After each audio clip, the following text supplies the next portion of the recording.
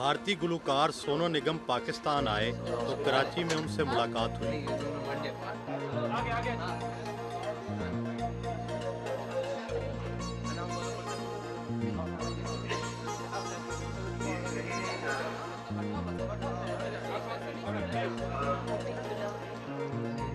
Press conference से खिताब किया।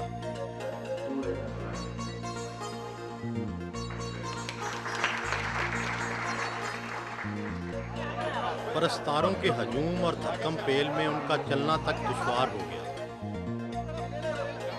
आप पहली बार पाकिस्तान आए हैं, पाकिस्तान को भारत से कितना मुख्तलिफ पाया?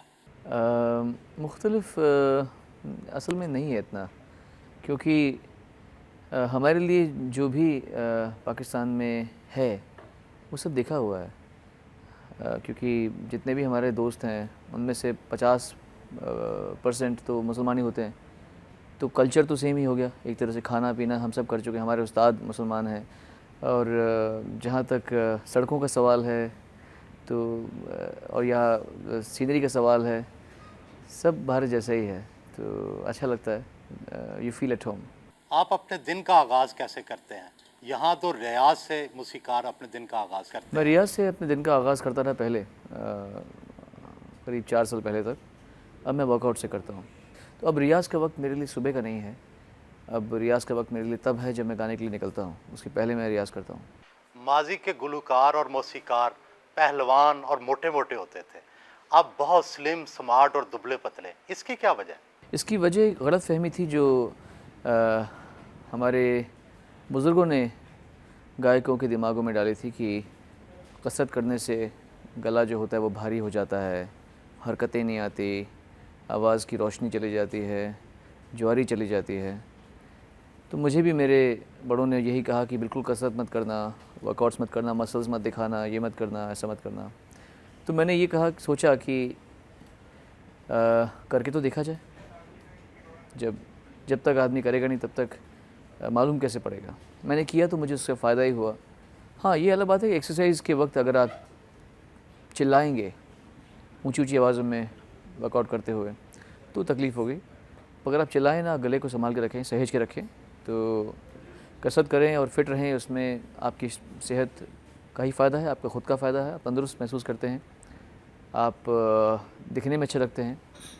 क्या ज़रूरी तो नहीं है कि हर सिंगर को मोटा ही पेट रख के खड़ा होना है या एकदम बेडौल बन जाना है, ज़रूरी तो नहीं है। इसलिए मैं समझता हूँ कि फ़िटनेस जो लेवल है वो हर गायक या हर गायिका को ध्यान रखनी चाहिए। भारतीय अदाकार और गुलूकार अपने फ़न का इजहार तो हिंदी और उर्दू में करते हैं, लेकिन शोज़ में अंग्रेज़ी बोलते हैं। इसकी वजह क्या मगरबी दुनिया से मुतासर होना है या कुछ और? पहले मैं भी इस बात की बड़ी शिकायत करता था। मैं भी बोलता था कि क्या एक फ़िल्मों में तो हिंदी में काम करते हो और उर्दू में बात करते हो और उसके बाद आप बोलते अंग्रेज़ी में हो। फिर मुझे आहिस्ता आहिस्ता जब मैं उनसे ज़्यादा मिला तो मुझे समझ में आया कि उनका कसूर कुछ नहीं है। आजकल न चाहते हुए भी अंग्रेज़ी जानना, अंग्रेज़ी बोलना एक प्रेस्टीज इशू बन गया है।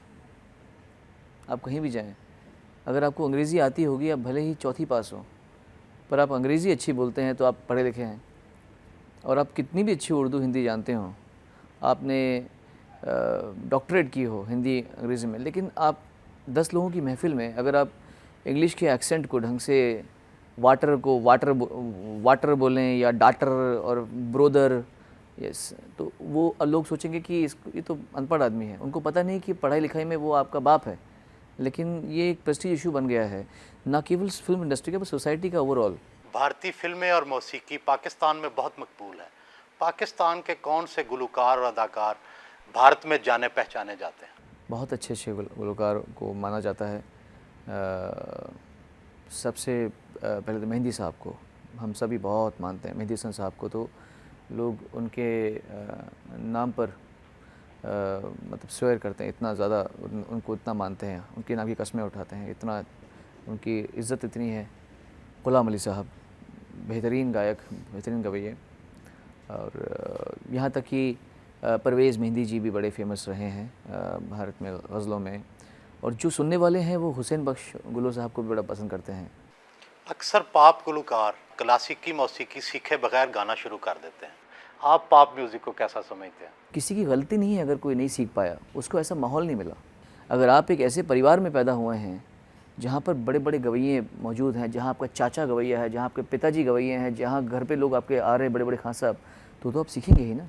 तो पॉप म्यूज़िक में जो आते हैं वो हो सकता है इतने खुशकिस्मत ना हों कि उनको अच्छे अच्छे उस्तादों से सीखने का मौका मिले हो, लेकिन अपनी तरफ से वो बेस्ट दे रहे हैं, कोशिश कर रहे हैं अच्छा गाने की, अच्छा संगीत देने की, आज के ज़माने को अपना मैसेज देने की कोशिश कर रहे हैं।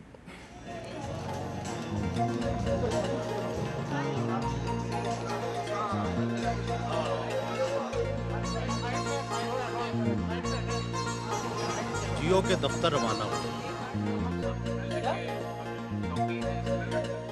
आपके वीडियोस में सुर्ख कपड़े, सुर्ख कारें और सुर्ख रंग का इस्तेमाल बड़ा होता है, आज भी आपने सुर्ख रंग पहना हुआ है। सुर्ख रंग तो मेरा पसंदीदा रंग है, मैं ख़ुद उसे बड़ा पसंद करता हूँ सुर्ख रंग को, क्योंकि वो ज़िंदगी का प्रतीक है, ज़िंदगी के को का जो भी है एक एग्ज़ाम्पल है।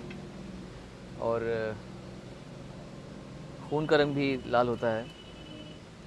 मुझे लाल रंग थोड़ा मुझ पर भी फबता भी है, मुझे अच्छा लगता है कि लाल रंग है।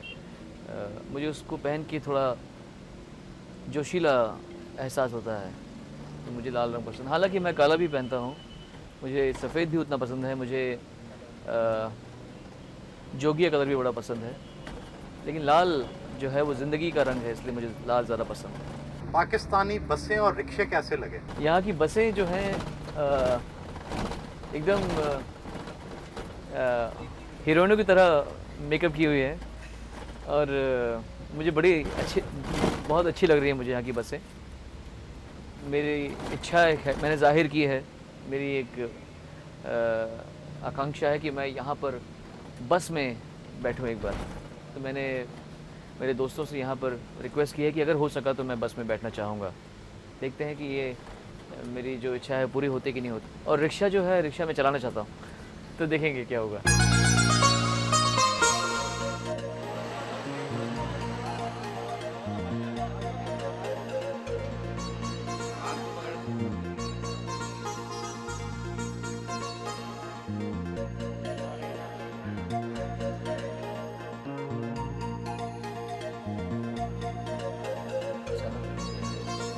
जियो के प्रोग्राम सेलिब्रिटी ऑनलाइन की रिकॉर्डिंग करवाई।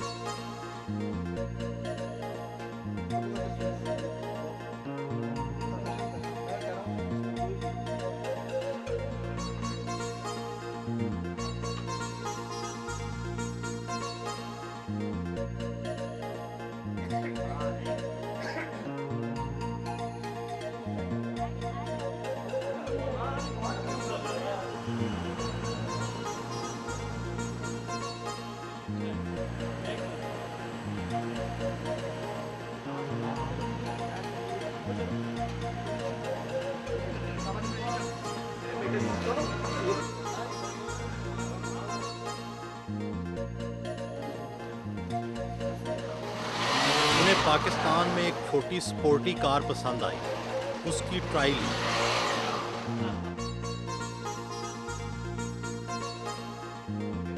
उनके वालिद, वालदा, बीवी और बहनें भी उनके हमराह पाकिस्तान आई, उनसे भी गुफ्तगू का मौका मिला।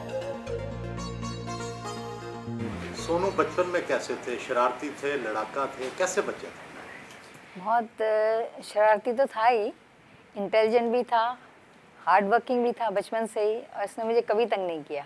अपनी पढ़ाई खुद ही करता था, जो भी मतलब इसको काम दिया जाता था वो खुद ही करता था। आपको कब अंदाज़ा हुआ कि सोनू बड़े गुलकार और मौसीकार बन सकते हैं? मुझे एक्चुअली शुरू से ही अंदाज़ा था, क्योंकि 3.25 साल की उम्र में इसने स्टेज पे गाना शुरू किया था, और 20,000 पब्लिक के सामने।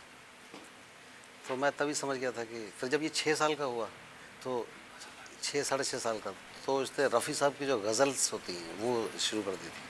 तो मैं समझ गया था कि ये कोई बड़ा आर्टिस्ट बनने वाला है।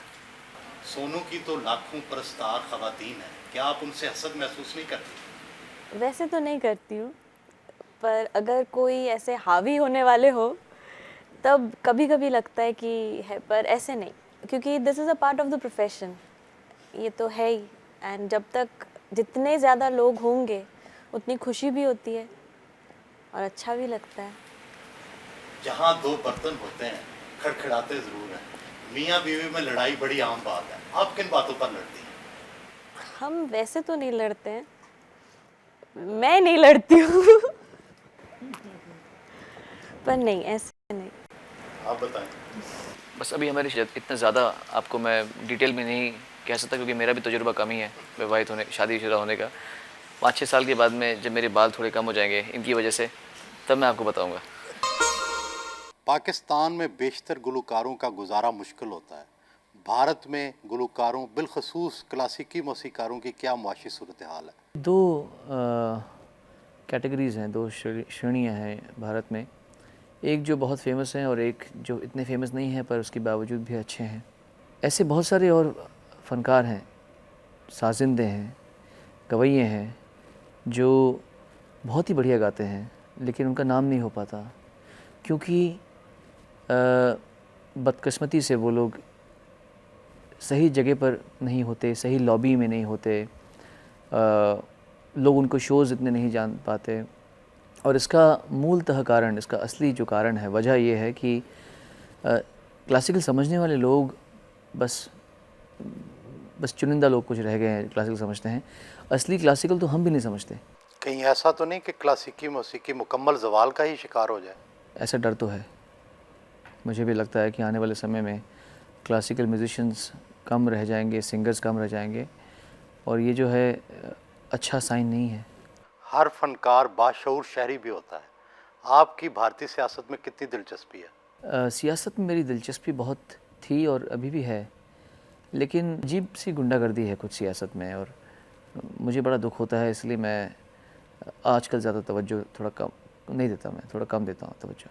फनकार अक्सर सुपरस्टिशियस या ज़ईफुल एतकाद होते हैं। आपका नजूमियों और ज्योतिषियों पर कितना एतकाद है? मिला हूँ काफ़ी लोगों से, पर मैंने अपना ये मन बना लिया है कि मैं किसी की भी बात को बहुत ज़्यादा गंभीरता से नहीं सुनूंगा, क्योंकि कल को मुझे कोई कहे कि भैया उस फलाना तारीख को आपको एक एस नाम के आदमी से मुलाकात होगी और आप उससे बच के रहिएगा।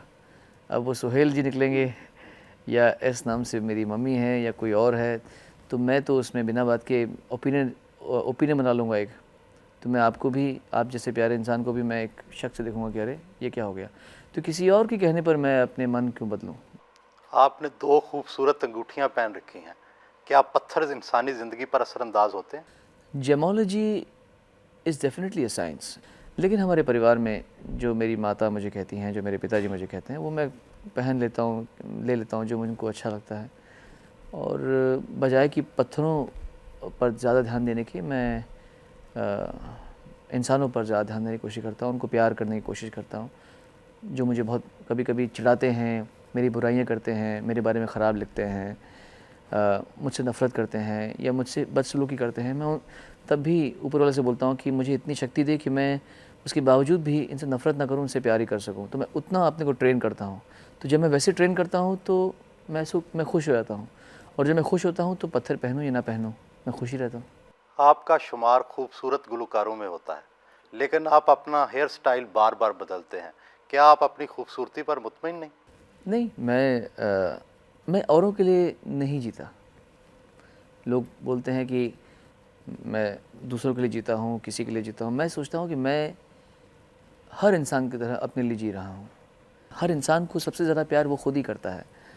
तो मैं अपने आप को पैम्पर करता हूँ, बालों को, स्टाइल को बदल के, कुछ नई चीज़ ग्रहण करके, सीख के, चाहे वो कंप्यूटर हो या सॉफ्टवेयर हो या गाने का स्टाइल हो या चलने का स्टाइल हो, डांस हो, मार्शल आर्ट्स हो, वर्कआउट्स हो, बॉडी बिल्डिंग हो, हेयर स्टाइल हो, कलर करना हो, आँखों में लेंस लगाने हो। तो मैं अपने आप को अपना लाड करता हूँ, अपना दुलार करता हूँ। बहुत से लोगों का ख्याल है कि आपकी आवाज़ मोहम्मद रफ़ी से बहुत मिलती जुलती है। क्या आपने अपनी गायकी में ये अंदाज़ नकल से पैदा किया या शुरू से ही आपकी आवाज़ ऐसी थी? नकल से पैदा किया। मैं बहुत अच्छा नकलची हूँ, मैं कईयों की नकल उतार लेता हूँ। ख़ासियत जो है, जो मैंने जिस पे वर्क किया है, वो ये है कि नकल उतारूं लेकिन कार्टून ना लगूं उस चीज़ का। कोई ये नहीं कह सकता कि तेरा रंग बल्ले बल्ले, तेरी चाल बल्ले बल्ले जिसने गाया है वो रफ़ी साहब को कॉपी करता है, क्योंकि वो स्टाइल मैंने अलग रखा था। जब मैंने ये दिल दीवाना गाया था तो वो भी रफ़ी साहब के स्टाइल से पूरा अलग था। हाँ, संदेशिया आते रफ़ी साहब का स्टाइल है, तो मैं इस तरीके से अपने गायन को निखारता हूँ। और ये तो आपने मेरी सिर्फ शुरुआत देखी है, मेरे अंदर कितना और मस्ती बची हुई है। ये अगर मुझे मौका मिला तो मैं आपको आगे दिखाऊंगा। आपने बहुत बड़ी कास्ट के साथ 2 फिल्मों में काम किया, दोनों फिल्में बुरी तरह फ्लॉप हो गई, ज़िम्मेदार किसे समझते हैं?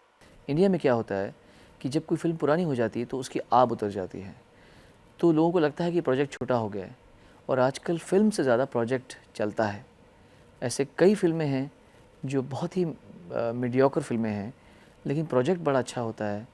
प्रोजेक्ट मतलब director, producer, combination, marketing, publicity, cast, वो सब, म्यूज़िक कंपनी, म्यूज़िक प्रमोशन, सब मिलाकर जब प्रोजेक्ट अच्छा बनता है तो वो लोग उसकी ओपनिंग अच्छी लगाते हैं। फिर ओपनिंग अच्छी लगाते हैं तो उसका होता है कि हाँ, अच्छी पिक्चर है या बुरी पिक्चर है। हमारी फिल्म में ऐसा कुछ नहीं हुआ। लव इन नेपाल से सिर्फ मुझे इतना फ़ायदा हुआ कि एक नायक के तौर पर पहली बार बड़े बड़े क्रिटिक्स ने मेरी तारीफ़ की है, जो कि मेरे लिए बहुत बड़ा मॉरल बूस्टर है। फिल्म नहीं चली, मैं जानता हूँ, लेकिन एज एन एक्टर जितने भी क्रिटिक्स हैं, 100 में से 80-85 क्रिटिक्स ने मेरी तारीफ़ की है। जितने भी बड़े क्रिटिक्स हैं, खालिद मोहम्मद से लेकर सुभाष के झा से लेकर जितने भी अच्छे अच्छे बड़े बड़े क्रिटिक्स हैं, तो वो मेरे लिए बहुत बड़ी उसकी बात है। और जान बची तो लाखों पाए।